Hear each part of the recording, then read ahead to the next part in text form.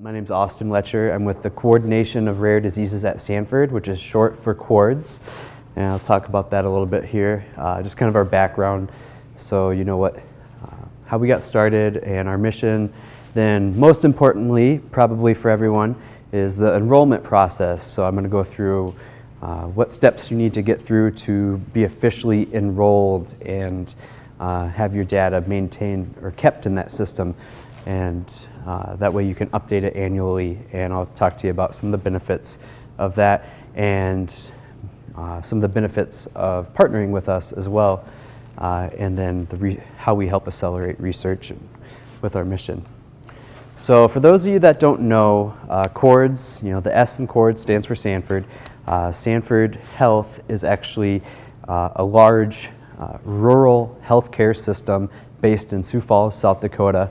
And we like to touch on this because CoRDS itself is a small department, but you're getting more than just CoRDS. You're getting support from an organization that's been around for over 100 years, and support from our marketing and our IT teams and everything. So we've got more than just the 3 or 4 people we have in our department. We have an entire large healthcare system to back us up. And really, CoRDS is, when you think about it, just a lot of people, I think, see some red flags when we tell them, this is a free service, and this is a free, can you hear me back there? Okay. A little louder? All right. And this is a free service, and I think that throws some red flags for people, but we truly are a public health initiative, which is why I like to mention that, since we're part of a hospital. It really is our mission to accelerate research. Stanford Health has a research center in Sioux Falls, South Dakota that studies about 100 rare diseases, and this is a project taken on by the executive vice president who started CoRDS. And our goal is to accelerate research into every rare disease. So we have a template platform which we let any patient advocacy group use, which you'll see is the CoRDS questionnaire. It's assembled by just some basic data elements, your name, your contact information, to participate in research and connect you with researchers. It's really important that we have up-to-date information like that.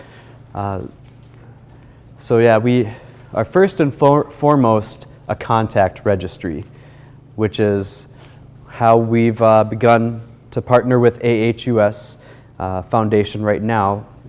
They'll just be utilizing what we call that standard questionnaire, which will collect some of those common data elements. So I encourage every one of you to come back to that back table and either grab a paper form if you don't have time to complete it on the computer, or if you're more computer savvy, please feel free to enroll on that computer, and then I can also help you too. But yeah, we were established, our main mission is just to accelerate research into rare diseases. And so how do you do that? I mean, we have to, in order to have a clinical trial, you have to have contacts, people to participate in the clinical trial.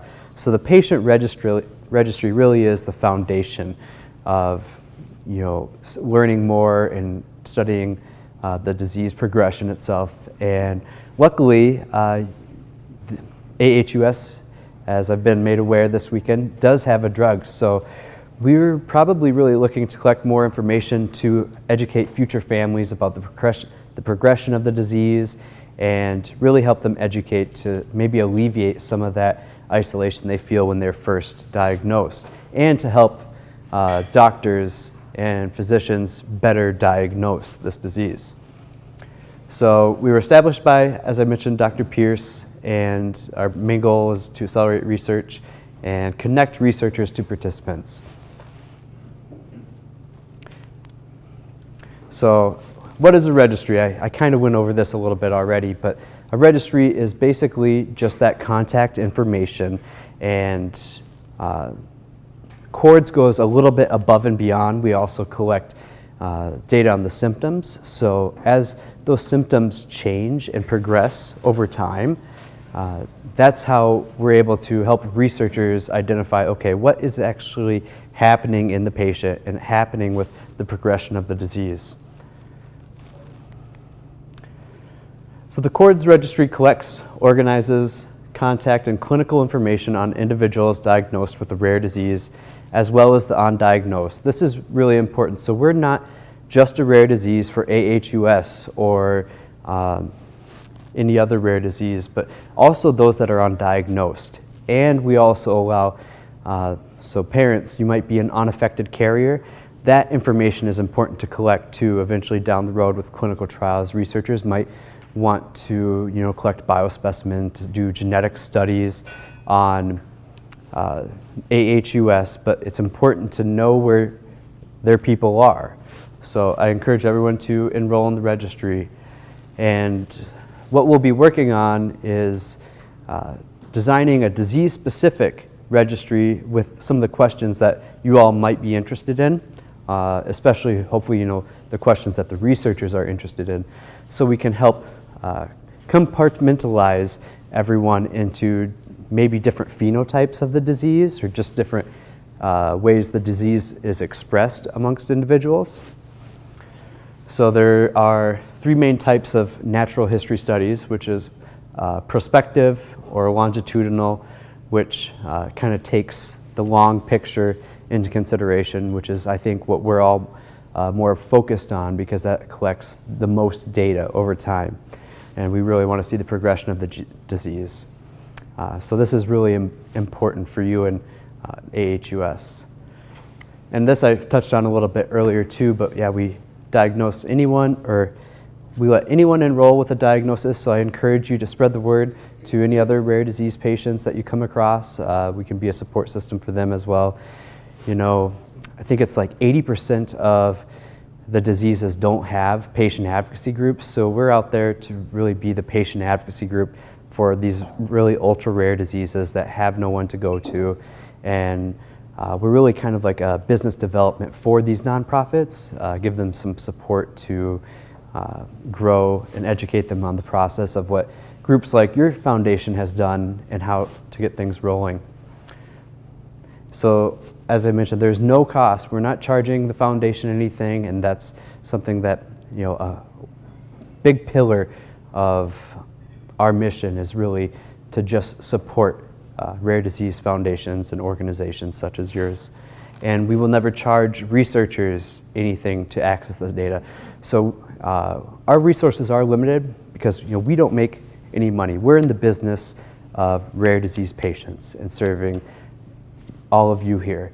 So our win is anytime that we can help a group like yours develop a new registry, and that's what we're here for today. And we're just here to be your support system and really save the foundation money so they can fund researchers like, I think it was a Boo, it sounds like, as your researcher.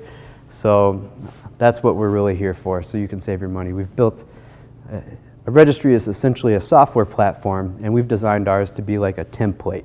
So anyone, any rare disease can use it and build on it. It doesn't have to be reinvented every time. You don't have to build a whole new website. So there are a few different ways to enroll. About 80% of our participants choose to enroll online, which I'll show you how to access here in a little bit.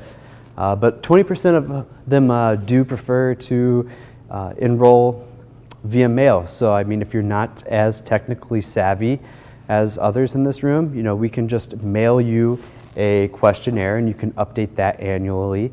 We'll automatically send you email reminders if you enroll online, and we'll send you those paper forms, and you don't have to pay for postage. Foundation doesn't have to pay for postage or anything like that.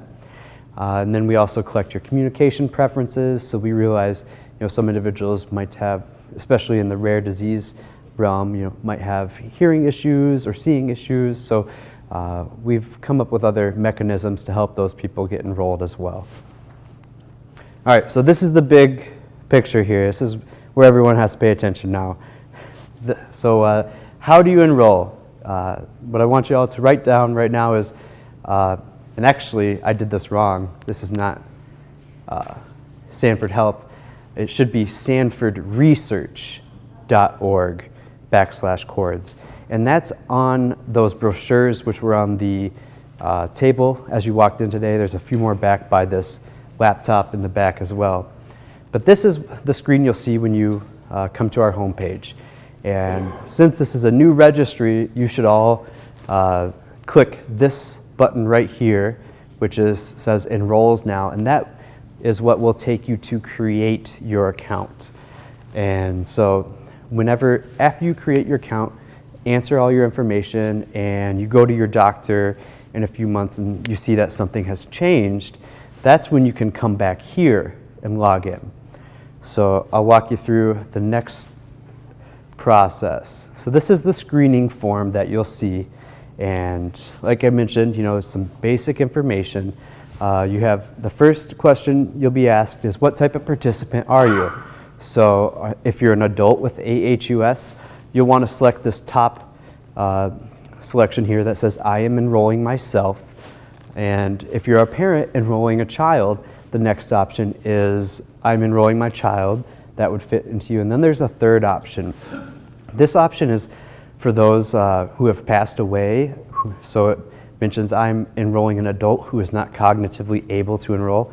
Or, many rare diseases actually affect individuals with varying degrees of intellectual disability too. So that's why we have that up there too. So there's different types of consent. And we're really here to manage that part of the clinical research. These are ways that we can make sure we've shown that we've collected the research, collected the data in the proper way to divvy it out to the researchers. And then, so if you do select you are a parent, you'll have another little bit of information to fill out, which is this parent guardian information. You will not only enter, the names of your yourself, but also your child. So that just asks you some basic information, and there's a couple of things that get confused on here because it is kind of tricky. But we'll ask you, your first, middle, and last name, and we also ask for your birth city and birth country, not county. A lot of people sometimes think that's county, but that's your birth country. And that's really to help us create what's called a GUID, and that stands for a Global Unique Identifier. So from what it sounds like, a lot of you are involved in other registries, and we've worked with the NIH ORDR, which is Office of Rare Disease Research, and the GRDR, which is the Global Registry of Patient Registries in rare diseases. And they've come up with a system to take 10 pieces of data and assign you a unique identifier, a unique number, so we can de-identify your information. So when we give your information out to a researcher, it will never have your contact info on it. We will only give them the data that you choose to share with them, which is maybe your disease, those symptoms, how it was diagnosed, and these sorts of things. Then, and actually I'm going to hold off on that because I'll get to that to the end a little bit. But so just go ahead, enter this basic contact info in. Here again, it's kind of duplicated for the parent, because we'll contact the parent, not the child, if you're enrolling your son or daughter. But we will contact them when they turn 18 to make sure that they still want to participate. So here's where we come into the diagnosis section.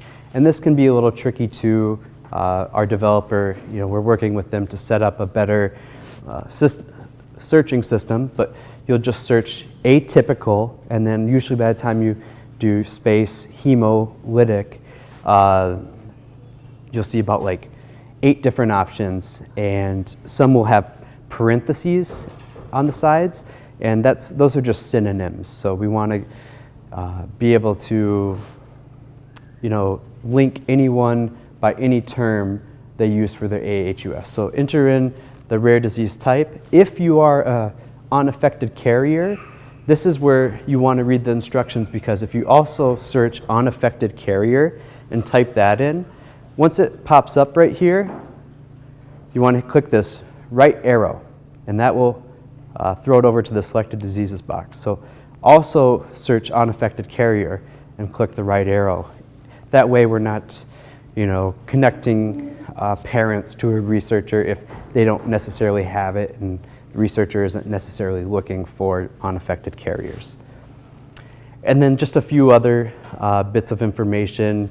We do have the ability to enroll about a dozen other languages right now. We don't have the portal translated yet, but that's along our mission to be an international registry. So I did hear some thoughts expressed about other countries that you might be looking to spread awareness and continue advocating for aHUS.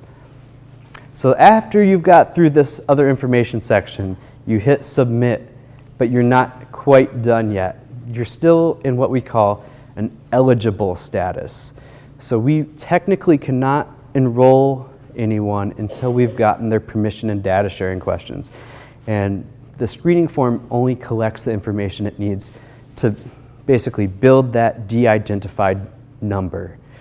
So after this screen, you'll be taken to your login setup where you get to use, it'll automatically assign you a username, so that you'll want to write down.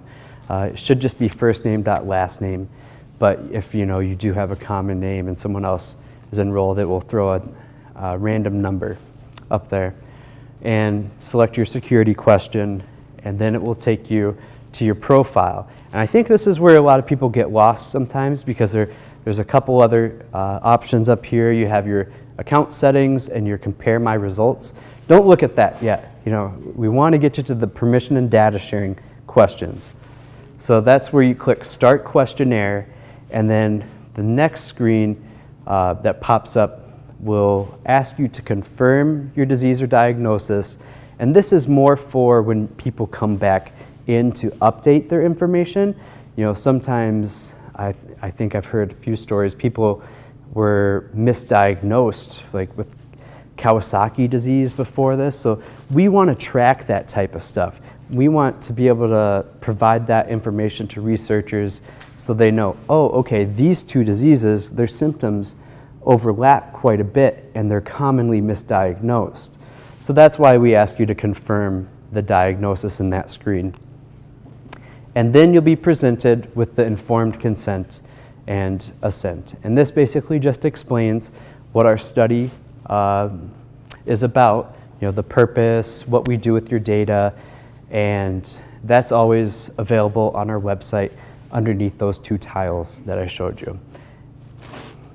So now finally, this is the Holy Grail page here. After this, you're officially enrolled in CoRDS, no matter what you answer here. First question is,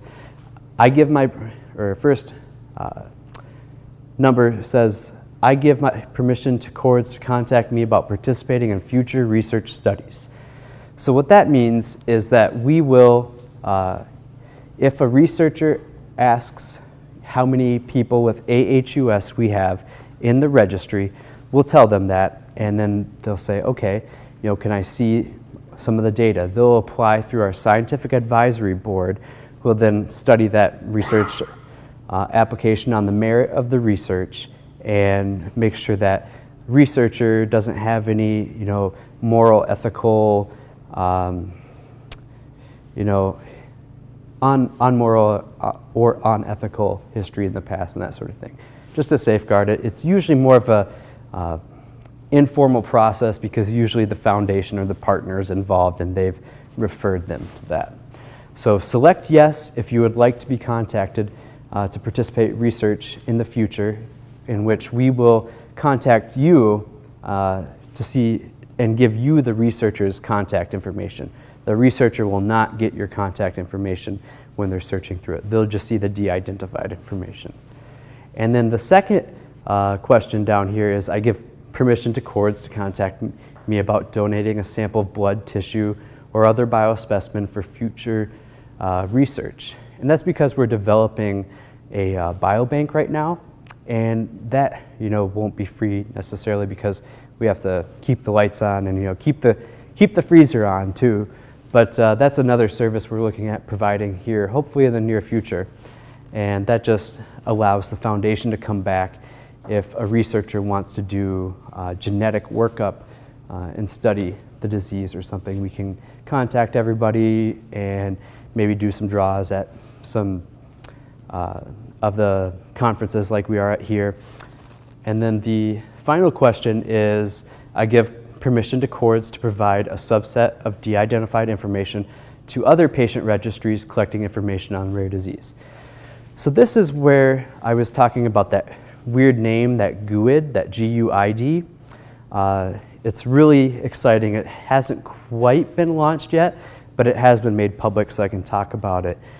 We've been collaborating with Harvard and the ORDR to develop this I2B2 system, which uses all of the de-identified data for researchers to kind of plug and play and cross-reference diseases and see if there's any correlation. And it's very intuitive. A brilliant professor there worked it up. I believe it's integrating information in biology at the bedside, something like that. So clever I2B2. So as I mentioned, everyone here should be able to complete that standard form. There might be some questions that won't apply to people that are unaffected carriers, but you're not required to answer anything that doesn't have a red asterisk by it. So if it doesn't apply to you, don't worry about it. Just skip and move on. But this is some of the information we collect: demographic, diagnosis, family history. So you know, does the disease tend to be on the Y or the X chromosome, or that sort of thing? Quality of life, and then also clinical research, participation in biospecimens. So where you have your biospecimens located. The NIH just recently gave us their RD hub, so we will manage the location of all rare disease specimen. And that's something they were kind enough to allow us to manage for them. And I think that's because they really believe in what we're doing here. So now that I've gotten through how you all enroll, I want to let you know a little bit about the benefits and services that we offer you guys. So we do a lot of social media outreach, and we really try to share news articles that pertain to patients and their patient advocacy groups. But we do all the IT management, so if you're seeing something goofy on that website, call us. A real person will answer the phone, and we'll help you troubleshoot that problem. You're not going to have to take Ann or Dave away from the objectives of the foundation. We will manage that with you. And other resources we have are like our marketing team. We've worked with partners in the past to develop like physician posters or anything that you guys might need that can help us spread awareness about getting people enrolled into the registry. So yeah, the patient advocacy groups and everyone here, I mean, you guys are all the thought leaders of aHUS. So we want to hear your voice, and we want to help your voice resonate as loudly as possible. So anything that we can do to help design the registry for your group, you're a part of CoRDS now, and you're a part of how we will transform CoRDS in the future. Currently, you're our 22nd partner. All the partners before you have helped contribute to make CoRDS what it is today.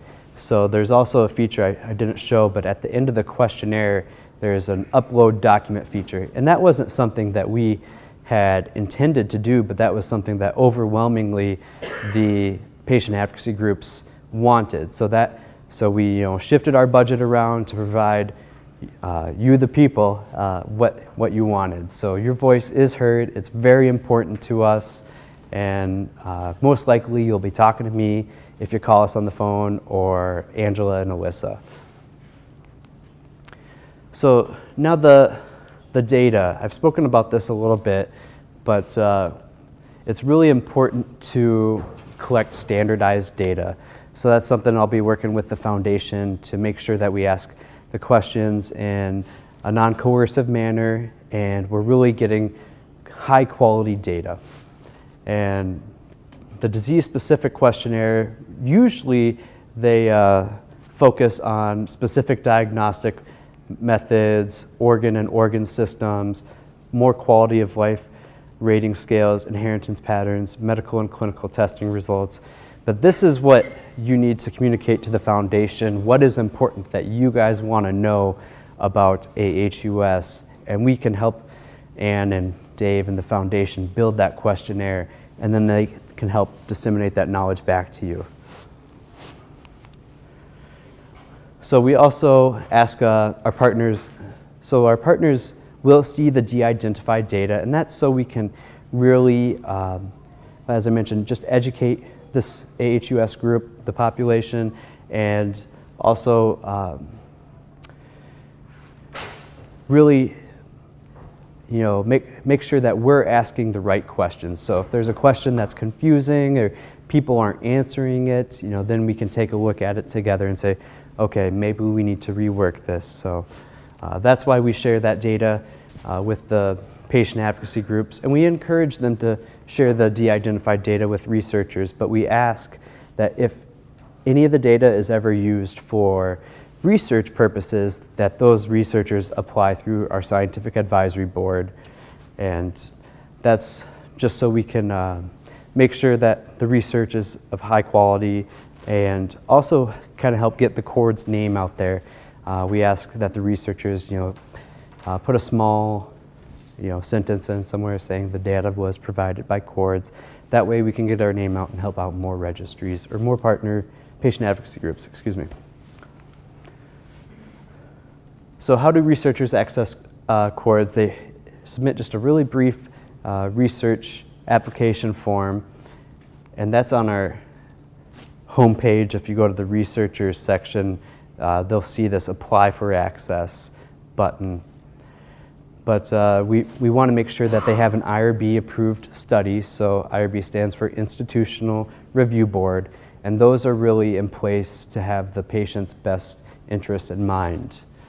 And we just check their credentials, you know, make sure that the data isn't being used for, you know, high school projects. Not that that isn't a good idea for kids to do research, but we just want research, the data being published at a little higher level.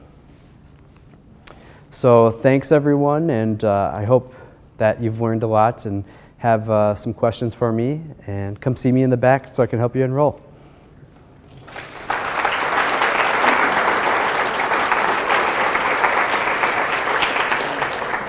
Yeah.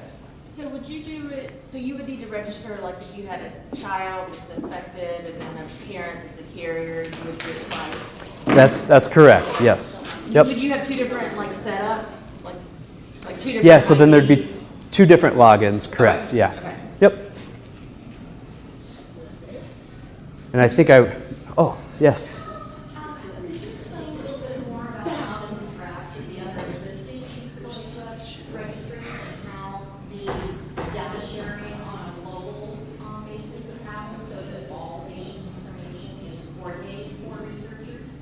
Great question, yeah, so that's why I mentioned we partner with the NIH GRDR.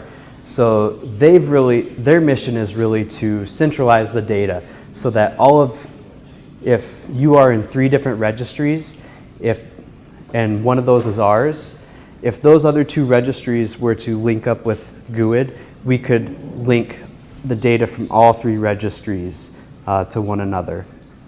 And then, what was the second part of your question? How that there is a big collaborative effort among global aHUS researchers, and often have databases in those different countries. And I was wondering if the American information is shared globally or if it stays within America.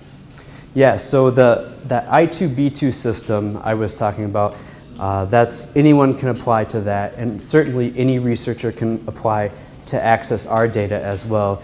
We are really in the business of empowering the patient, so this really is your registry and your data.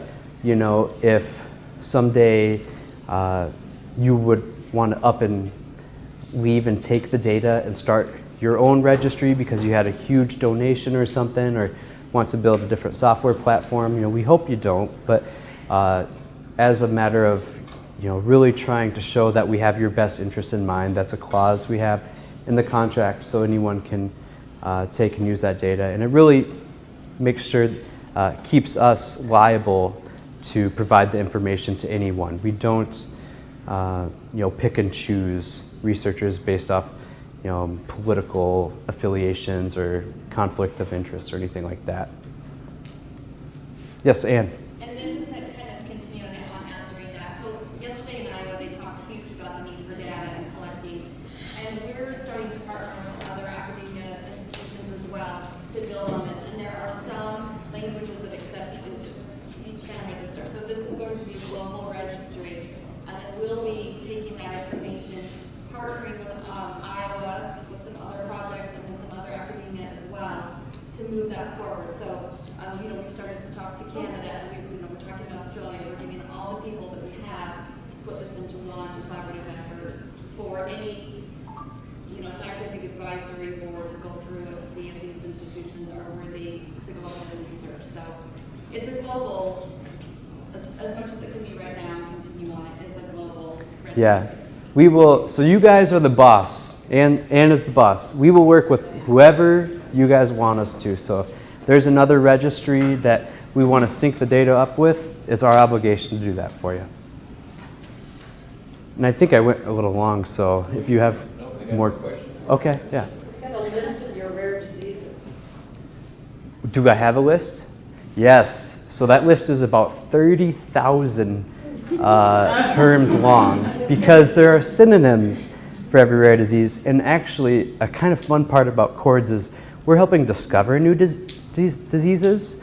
Not every day, but you know, almost every month, someone on that screening form, you can type other, and then you can type what disease your doctor has said you have. Just last week, our research associate sat down with us and they're like, okay guys, we need to name this disease. The doctor doesn't want to do it.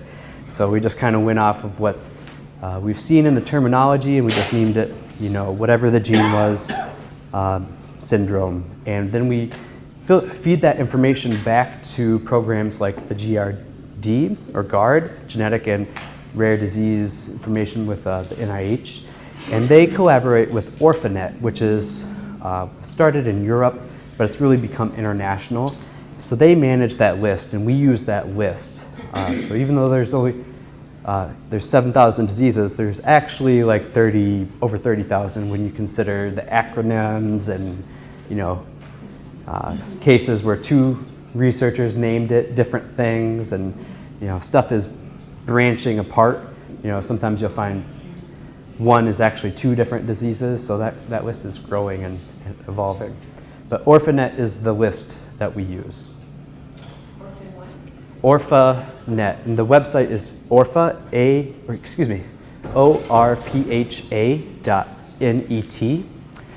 So we just refer to it as Orphanet. And they're a great resource. They also keep lists of clinics that are affiliated with individual rare diseases, and we're hopefully going to use them to adopt their ontology list, so standardize the symptom list. Because right now we just have a free text box. You enter your symptoms, and that's hard to mine data, so filter out symptoms easily. You know, that can be a laborious process for researchers. Great questions. Well, thanks again. If you have any other questions, please let me know. I'll be here until you guys leave. So, thanks.